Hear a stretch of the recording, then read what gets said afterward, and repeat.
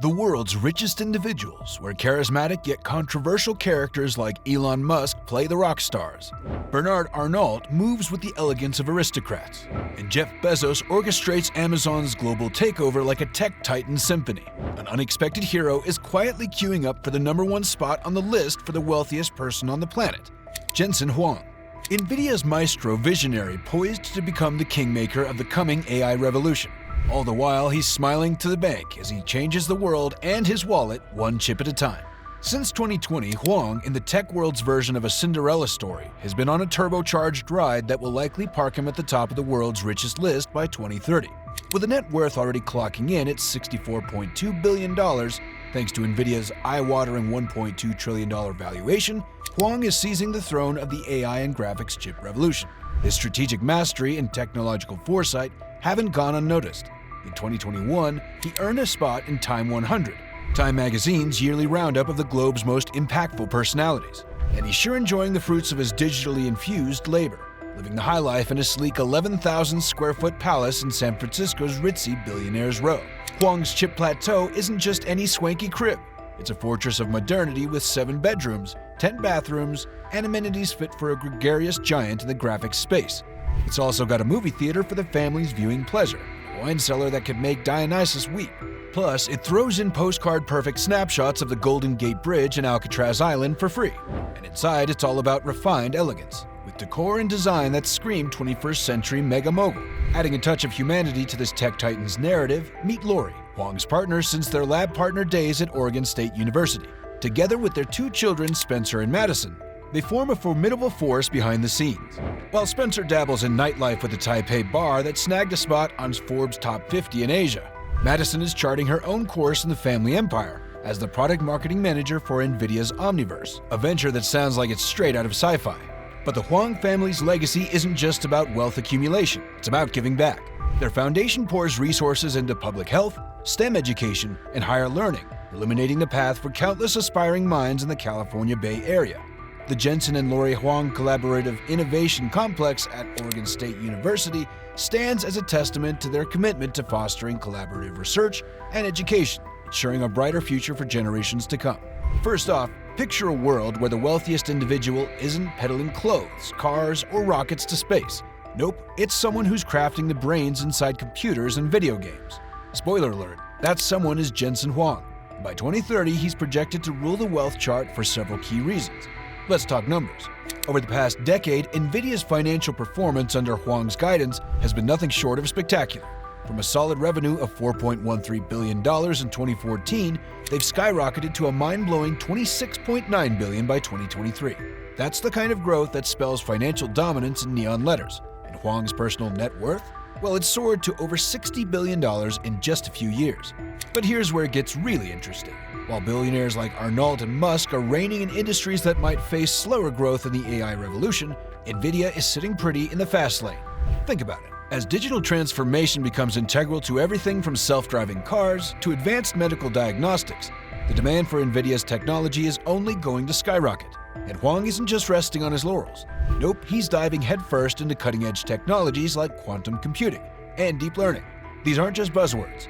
They're the future of computing power and efficiency. And guess who's leading the charge? You got it, Nvidia. Now let's put this into perspective. 10 years ago, Arnault was dominating the luxury goods market with a net worth of around $35 billion. Under his leadership, LVMH made a cool €30 billion in 2014. Fast forward to 2023, and LVMH's earnings had jumped to a jaw-dropping $86 billion. That's nearly triple the growth rate, showcasing Arnault's wide influence and market control. But here's the kicker. While Arnault was making waves in luxury goods, Huang was busy revolutionizing the tech world. Guess what? His wealth surged right alongside Nvidia's success.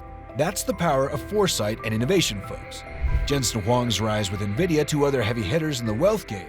While luxury mogul Bernard Arnault's empire boasts a hefty $190 billion, Huang's Nvidia has been on a meteoric rise. Starting at $4.13 billion in revenue in 2014, Nvidia skyrocketed to $26.9 billion by 2023, a jaw-dropping 6x increase, nearly double that of Arnault's LVMH.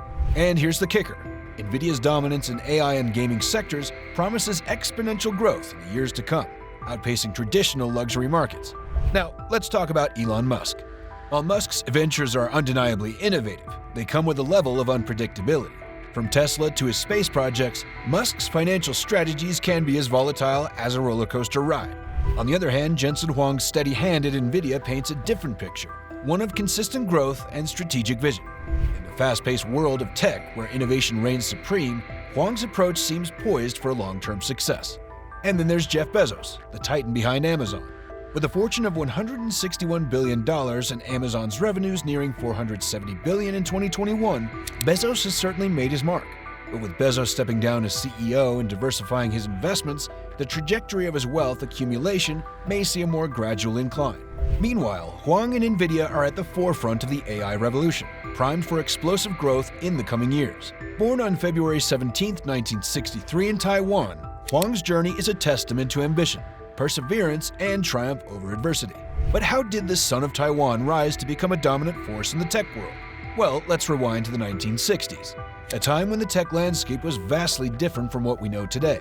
Huang's early years were marked by humble beginnings and a thirst for knowledge. From a young age, he has displayed a keen interest in technology and innovation, laying the groundwork for his future endeavors. As he grew older, Huang's passion for technology only intensified. He pursued his education with fervor, eventually earning a degree in electrical engineering from Oregon State University. It was here that the seeds of his future success were planted, as he honed his skills and nurtured his entrepreneurial spirit. But Huang's journey was far from easy. Like many immigrants, he faced his fair share of challenges and setbacks along the way. Yet, through sheer determination and grit, he persevered, refusing to let obstacles stand in the way of his dreams. And then in the early 1990s, Huang's life took a pivotal turn. Armed with a vision and a drive to succeed, he co-founded Nvidia, a decision that would change the course of his life and the tech industry forever. From its humble beginnings in Silicon Valley, Nvidia quickly rose to prominence, thanks in no small part to Huang's visionary leadership. Under his guidance, the company became a powerhouse in the world of graphics and AI, revolutionizing the way we interact with technology, shaping the digital landscape. But what sets Huang apart from other tech luminaries is not just his business acumen or financial success. It's his unwavering commitment to innovation and his relentless pursuit of excellence. Throughout his career, he has remained at the forefront of technological advancements, constantly pushing the boundaries of what's possible and inspiring others to do the same. The Huang surname isn't just a name, it's a byword for influence and achievement in Chinese and Taiwanese society.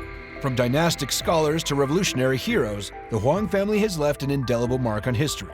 And at the forefront of this legacy stands Jensen Huang, a titan in his own right, destined to shape the future of technology. Born in the early 1960s in Taiwan, a time of economic ferment and social transformation, Huang's childhood was marked by the collision of tradition and modernity. Against this backdrop, his family made the bold decision to seek a brighter future in the United States, eventually settling in Tacoma, Washington. But the road to success was far from smooth. Huang faced numerous challenges, from navigating a new language to overcoming cultural barriers. Yet with his mother's ingenious teaching methods and his own fiery determination, he forged ahead, embracing his new identity as Jensen, a savvy branding move that would serve him well in the corridors of Silicon Valley. Education was paramount in the Huang household, with Huang's parents instilling in him a relentless pursuit of excellence. And excel he did, distinguishing himself academically and demonstrating a keen aptitude for strategy and competition, traits that would prove invaluable in his future career. But Huang's story is not just one of individual triumph, it's also a tale of family ties and rivalries. Enter Dr. Lisa Su, the dynamic CEO of AMD and Huang's second uncle. Their familial connections adds a personal twist to the competitive saga unfolding in the world of AI chips, where AMD and Nvidia vie for supremacy. The rivalry between AMD and Nvidia isn't just about business, it's a reflection of the fierce competition driving innovation in the tech industry. Nvidia's record revenues and AI chip sales have propelled them to the forefront of the generative AI boom, where AMD diligently works to fortify its position in the AI domain. And beneath the corporate veneer lies a personal dimension to this rivalry. Su's journey from Taiwan to the pinnacle of AMD mirrors Huang's rise to prominence, underscoring the fusion of intellect, strategic acumen, and unwavering leadership that defines both leaders. Thanks for watching. I hope you enjoyed the video. Please like, subscribe, and share your thoughts in the comments.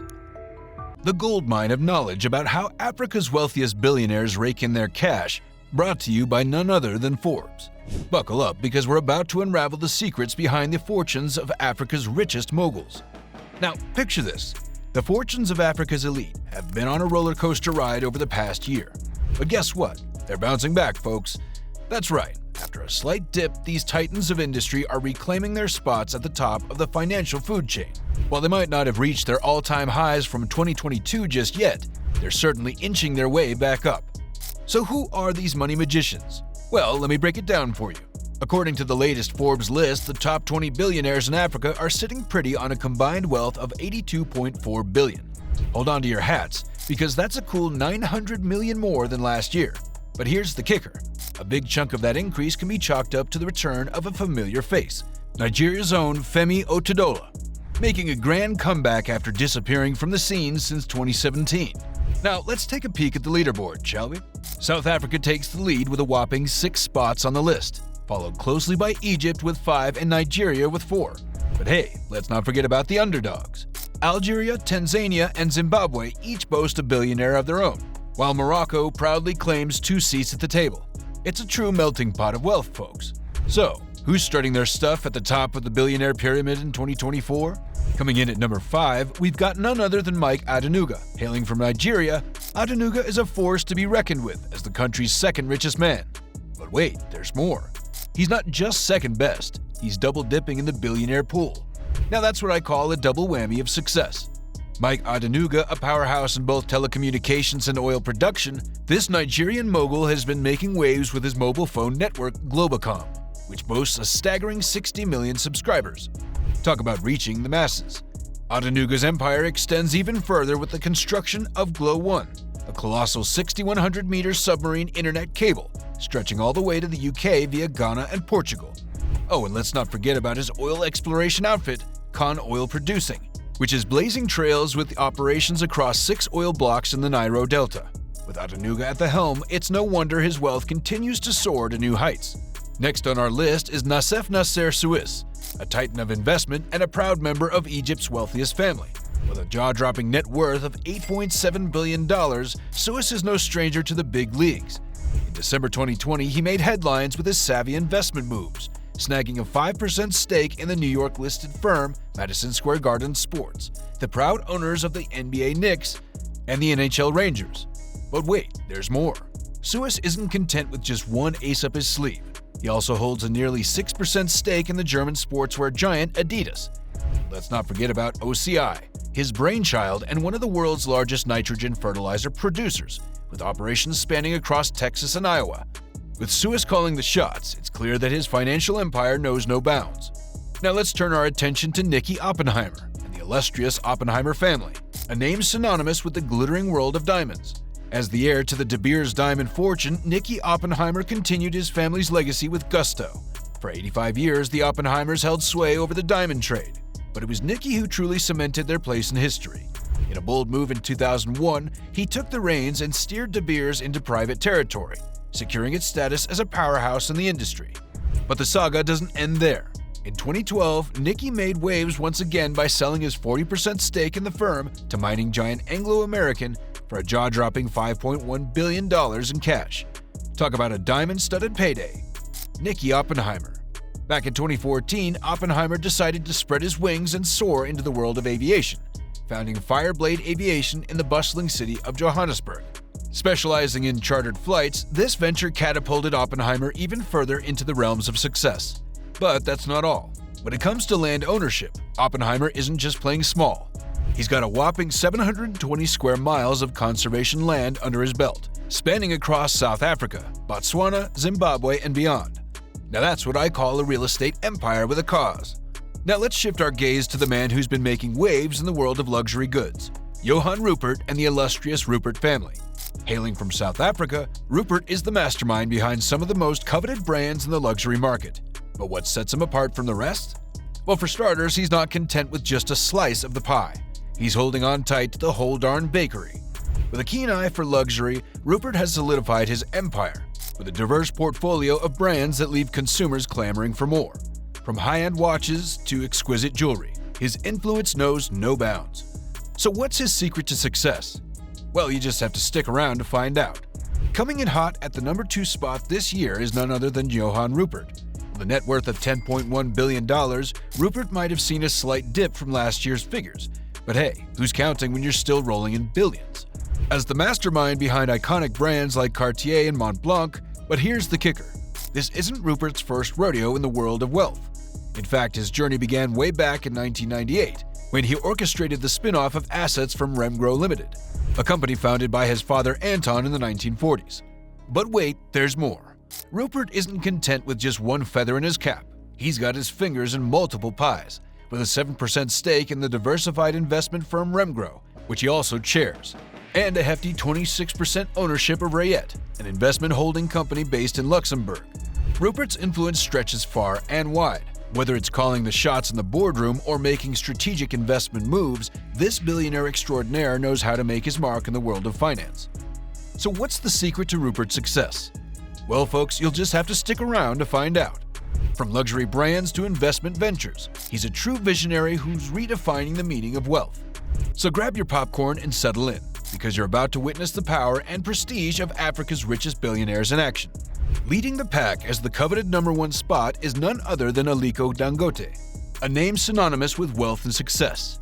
With a net worth of $13.9 billion, Dangote remains supreme as Africa's richest individual, and he's been holding on to that title for a whopping 13 years straight. But who exactly is Aliko Dangote, you ask? Well, let me break it down for you. Dangote is the mastermind behind Dangote Cement, the largest cement producer on the entire continent. Talk about laying down the foundation for success. With a staggering 85% ownership of publicly traded Dangote Cement, Dangote isn't just a businessman. He's a bona fide powerhouse in the world of industry. But that's not all. Dangote's empire extends even further with his foray into fertilizers. After years of development, his fertilizer plant in Nigeria finally kicked into gear in March 2022, adding yet another feather to his cap. And if that wasn't enough, Dangote is gearing up to make waves in the oil industry with the launch of his very own Dangote refinery, set to start refining operations in 2024. With his sights set on even greater heights, it's no wonder Dangote's fortune continues to soar, climbing by a cool $400 million this year alone. Now let's switch gears and shine a spotlight on Dangote's philanthropic efforts. As a vocal opponent of fracking in the Kuu region of South Africa, where he owns land, Dangote isn't just about making money. He's about making a difference. By taking a stand against harmful practices, he's showing the world that true success isn't just measured in dollars and cents, but in the positive impact we leave on our planet. So what's the secret to Dangote's enduring success? Well, folks, it all boils down to one word: vision. With a keen eye for opportunity and an unwavering determination to make his dreams a reality, Dangote has cemented his place in history as a true titan of industry. From cement to fertilizers to oil, there's no limit to what this billionaire mogul can achieve. A tantalizing glimpse into the lives of Africa's richest billionaires and the secrets behind their staggering fortunes. From cement to philanthropy, these titans of industry are rewriting the rules of wealth and leaving an indelible mark on the world stage. Thanks for watching. I hope you enjoyed the video. Please like, subscribe, and share your thoughts in the comments. The high-octane world of Formula One, where speed isn't just a thrill, but a way of life. Strap in tight as we journey through the twists and turns of one man's remarkable story, a tale that reads like a Hollywood blockbuster. Picture this: January 23, 2017, Liberty Media steps up to the podium, dropping a jaw-dropping $4.4 billion to claim ownership of F1, putting an end to a 4-decade reign of one man who was the undisputed star of the show. Who was this mastermind behind the wheel? None other than Bernie Ecclestone. But let's rewind the tape a bit. Long before the big bucks and global dominance, Ecclestone was just a racing enthusiast with a dream. In 1951, a nasty collision with Bill Whitehouse sent him flying from the cockpit. But instead of throwing in the towel, Ecclestone took a detour into real estate while keeping a keen eye on the car business. Fast forward to 1957, and he's back in the game, this time managing driver Stuart Lewis Evans. But tragedy struck at the 1958 Moroccan Grand Prix, when Lewis's engine went up in flames, leaving Ecclestone reeling from the loss of a close friend. Yet amidst the turmoil, Ecclestone soldiered on, embodying the resilience that defines champions. The 60s were a turbulent time for Formula One. Teams were pushing the limits of innovation, but with innovation came a hefty price tag. Money was tight, and the sport relied heavily on manufacturers for support. And let's not forget the safety concerns plaguing the sport, with tragic accidents claiming the lives of legends like Wolfgang von Trips and Jim Clark. Ecclestone wasn't just a spectator in this drama, he was a key player, managing Y and Rin, and even partially owning Rin's Lotus Formula 2 team. Ecclestone was deeply entrenched in the heart of the racing world. But tragedy struck again when Rin lost his life in a crash at the Monza circuit in 1970, casting a shadow over Ecclestone's triumphs. But Ecclestone wasn't one to back down from a challenge. As the 70s unfolded, he emerged as a driving force in F1, navigating the sport through the treacherous waters of financial uncertainty and global recession.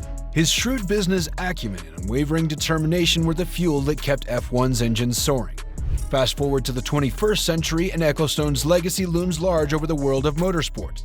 Love him or hate him, there's no denying the indelible mark he's left on Formula One. From daring deals to high-stakes negotiations, Ecclestone's story is a testament to the power of passion and perseverance. In 1971, he swooped in and purchased Brabham Racing, kickstarting a revolution that would change the face of Formula One forever. With a keen eye for talent and an ironclad determination, Ecclestone turned Brabham into a force to be reckoned with. From signing top designers like Gordon Murray to securing star drivers like Nelson Piquet and Niki Lauda, Bernie was the driving force behind Brabham's meteoric rise. But what set Bernie apart wasn't just his knack for picking winners. It was his unparalleled attention to detail. From color-coded uniforms for mechanics to a relentless pursuit of perfection, Brabham set the standard for excellence on and off the track. And as the sport's popularity soared, so did Bernie's bank account. He understood the value of television rights long before anyone else, ensuring that Formula One became a global spectacle watched by millions. But Bernie wasn't content with just revolutionizing the racing scene. He wanted to shake up the entire industry. In 1974, he spearheaded the formation of the Formula One Constructors Association, cementing his status as a key player in the sport. And when he took the reins as CEO in 1978 alongside legal heavyweight Max Mosley, it was game over for his rivals. Together, Bernie and Max were a force to be reckoned with. While Mosley thrived in the political arena, Ecclestone had his sights set on the bottom line.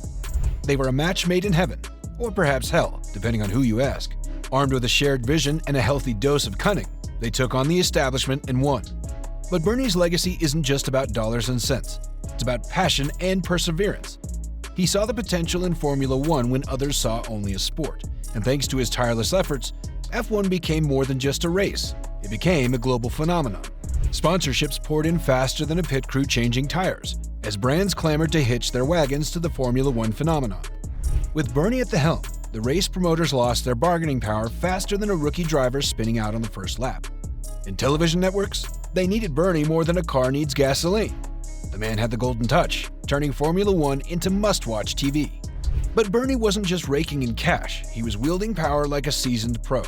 By striking annual TV rights deals covering every race, Bernie had broadcasters eating out of his hand faster than a driver hitting the accelerator. And get this, it was all Bernie's brainchild. The man was a strategic genius, outmaneuvering his opponents with the finesse of a Grand Prix champion. Meanwhile, behind the scenes, the FIA, the sport's governing body, was content to let Bernie do the heavy lifting. Little did they know, Bernie was amassing power faster than a car rounding the final corner. With the OFCA, Bernie's brainchild, calling the shots, the FIA found themselves playing catch-up in a game they didn't even know they were in.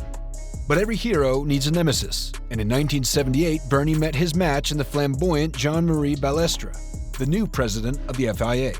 Determined to wrest control from Bernie and the British teams, Balestre declared war, setting the stage for a battle royale that would make the Monaco Grand Prix look like a Sunday drive.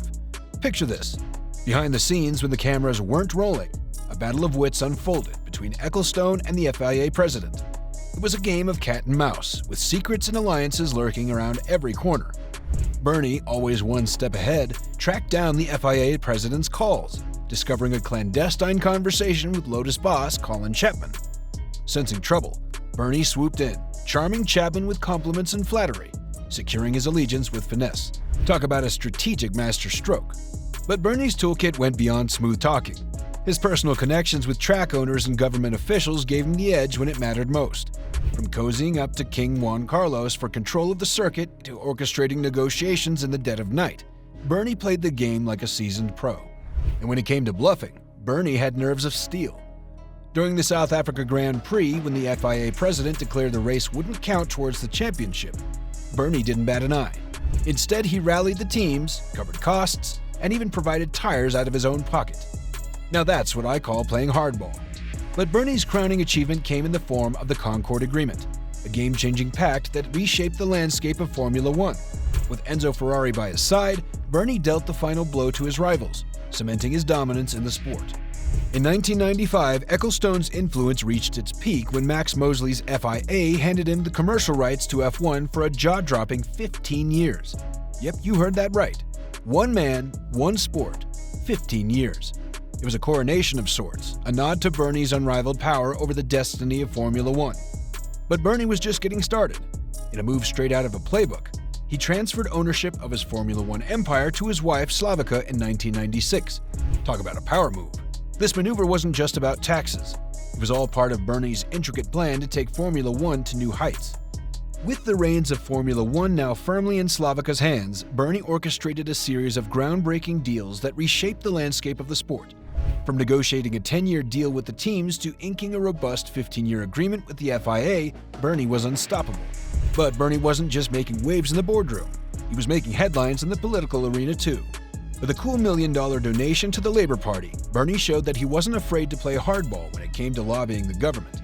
And let's just say it caused quite a stir. In 1999, Bernie executed another financial masterstroke, selling a chunk of his empire to Morgan Grenville Private Equity for a staggering $325 million. And just when you thought he couldn't top that, he sold even more of his stake to Hellman and Fredman for an eye-watering $725 million. But while Bernie's financial maneuvers may have raised a few eyebrows, there's no denying the impact he had on Formula One. From bringing new races to iconic tracks to revolutionizing the way the sport was televised, Bernie was the driving force behind Formula One's meteoric rise. But it wasn't all about the money for Bernie. He understood the dangers of the sport, having managed drivers like Stuart Lewis Evans and Jochen Rindt. His unwavering commitment to safety ushered in significant advancements, making Formula One a safer place for its daring protagonists. Yet like all great stories, Bernie's reign eventually came to an end when Liberty Media took over Formula One. But even in his departure, Bernie left his mark on the sport, paving the way for a new era of growth and innovation. From revamped logos to a newfound embrace of social media, Formula One has undergone a visual and digital transformation since Bernie's departure. And while the sport may have changed, Bernie's legacy lives on, reminding us all of the man who owned Formula One like no one else could. Thanks for watching. I hope you enjoyed the video. Please like, subscribe, and share your thoughts in the comments.